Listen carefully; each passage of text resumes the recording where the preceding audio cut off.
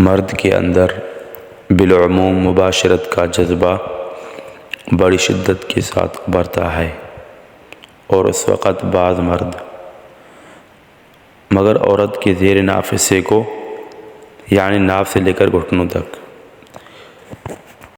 بسم اللہ الرحمن الرحیم۔ اللہ تعالیٰ نے مرد اور عورت کے اندر ایک دوسرے کی صحبت سے سکون حاصل کرنے اور لطف اندوز ہونے کی جو خواہش رکھی ہے، اس کو پورا کرنے کے لیے شریعت نے نکاح کا طریقہ بتایا ہے،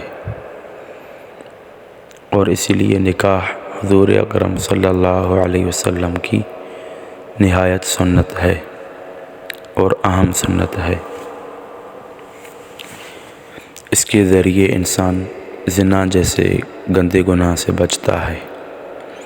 یہی وجہ ہے کہ نکاح کو نصف الایمان بھی کہا گیا ہے، یعنی آدھا ایمان ہے۔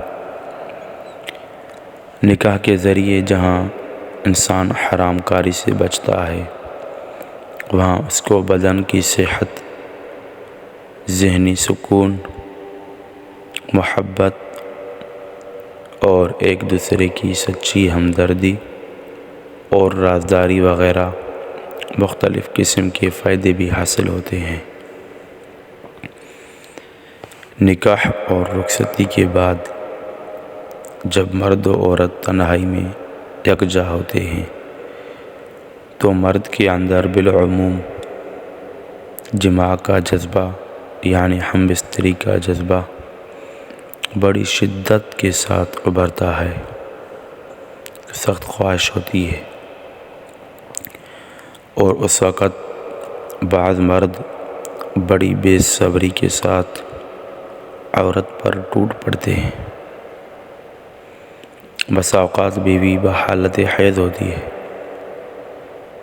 تو اس درندگی سے بہت تکلیف ہوتی ہے، اور وہ منع بھی کرتی ہے، مگر اللہ تعالیٰ کے احکامات کا علم نہ ہونے اور اس کے نقصانات سے ناواقفیت کی وجہ سے عورت کے انکار کا لحاظ نہ کرتے ہوئے صحبت کر لیتے ہیں، جبکہ قرآن عظیم نے صاف الفاظ میں حالت حیض میں صحبت کرنے سے روکا ہے اور حرام قرار دیا ہے۔ اللہ تعالیٰ فرماتے ہیں فَاعْتَزِلُوا النِّسَاءَ فِي الْمَحِيضِ، حالت حیض میں عورتوں سے الگ تھلگ رہو۔ اور قرآن حکیم کے اس حکم کے بارے میں جدید طب نے، علم طب جو ہے، اس نے اس بات کا انکشاف کیا ہے کہ حیض سے جو خون نکلتا ہے، جو خارج شدہ خون ہے، اس میں ایک قسم کا زہریلا مادہ ہوتا ہے۔ حیض کے خون میں ایک قسم کا زہریلا مادہ ہوتا ہے جو اگر جسم کے اندر رہ جائے تو صحت کے لیے نقصان دہ ہوتا ہے۔ اس طرح حالت حیض میں جماع سے اجتناب کرنے کے راہ سے پردہ ہٹا دیا ہے۔ دوران حیض عورت کے خاص اعضاء خون حیض کے جمع ہونے سے سکڑے ہوئے ہوتے ہیں اور اعصاب داخلی غدود کے سیلان کے باعث اضطراب میں ہوتے ہیں۔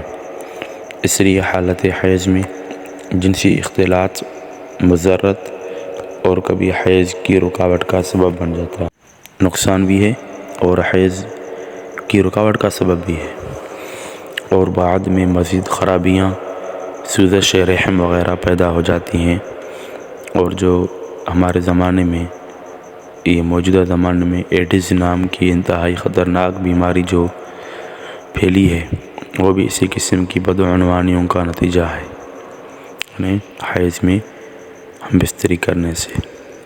قربان جائیے شریعت محمدی کے، جس نے ہم کو احکام الہی کے ذریعے ایسی گندی حرکات سے روکا جن سے فریقین کو طرح طرح کی بیماریوں اور امراض خبیثہ، سوزاک، عطشک وغیرہ لاحق ہو جاتے ہیں، جن کا نقصان ان کا نقصان تمام عمر بھگتنا پڑتا ہے، بلکہ اولاد پر بھی اس کا اثر پڑتا ہے۔ اولاد کوڑھی ہو جاتی ہے، مجذوم کوڑھی ہو جاتی ہے۔ اور فقہاء کرام نے اس حکم کی خلاف ورزی پر حدیث کے مطابق کفارہ بھی رکھا ہے۔ جس شخص سے غلبہ شہوت کی بنا پر وہ اپنی شہوت کو کنٹرول نہ کر سکے تو حالت حیض میں جماع کا گناہ اس سے سرزد ہو جائے تو اسے 1 دینار یا نصف دینار بطور کفارہ صدقہ کرنا چاہیے، بعض فقہاء فرماتے ہیں۔ اور حالت حیض میں بیوی کے ساتھ لیٹنے کی اجازت ہے یا نہیں ہے؟ اسلام جو ہے وہ توہمات کی جڑ کاٹ دیتا ہے، وہم وغیرہ، اس لیے اس کے احکامات فطری اور علمی حقائق پر مبنی ہیں۔ اس لیے انسانی اور حیوانی زندگی کو متوازن بنانے کی خاطر ہدایات دیتا ہے کہ جن پر عمل کرنے سے سماج فلاح یاب ہوتا ہے اور کسی قسم کی تنگی محسوس نہیں کرتا۔ بعض مذاہب میں عورت کو حالت حیض میں اس درجہ ناپاک سمجھا جاتا ہے کہ اس کے ہاتھ کا کھانا، پانی اور ساتھ لیٹنا بھی ممنوع سمجھا جاتا ہے، مگر شریعت محمدی میں سوائے اس مباشرت کے یعنی ہم بستری کے عورت کے تمام بدن سے فائدہ حاصل کرنا جائز ہے۔ ساتھ لیٹنے اور بوس و کنار کی پوری آزادی ہے، مگر عورت کے زیر ناف حصے کو یعنی ناف سے لے کر گھٹنوں تک برہنہ نہ کرے۔ ناف سے لے کر جو گھٹنے ہیں وہاں تک ننگا نہ کرے، سوائے صحبت کے پاجامے کے اندر جس جگہ چاہے لذت حاصل کرے، یعنی کہ صحبت نہیں کر سکتا، پاجامے کے اندر جس جگہ چاہے لذت حاصل کر سکتا ہے، اور زیر ناف حصے کو گھٹنوں تک ظاہر بھی نہیں کر سکتا، کھول بھی نہیں سکتا، اور ساتھ میں اس کے علاوہ جس جگہ چاہے لذت حاصل کرے اور اس کے ساتھ کھانا پینا اور ایک ساتھ لیٹنا بھی منع نہیں ہے۔ مزید ایسی ویڈیوز کے لیے ہمارے چینل کو لازمی سبسکرائب کیجیے۔ آئندہ ویڈیو میں انشاءاللہ تعالی ہم بستری کا جو طریقہ ہے، شرعی طریقہ اور اسلامی طریقہ اور اس کے علاوہ بہت ساری ضروری انفارمیشن انشاءاللہ اسلامک آپ کے ساتھ شیئر کریں گے۔ السلام علیکم ورحمۃ اللہ۔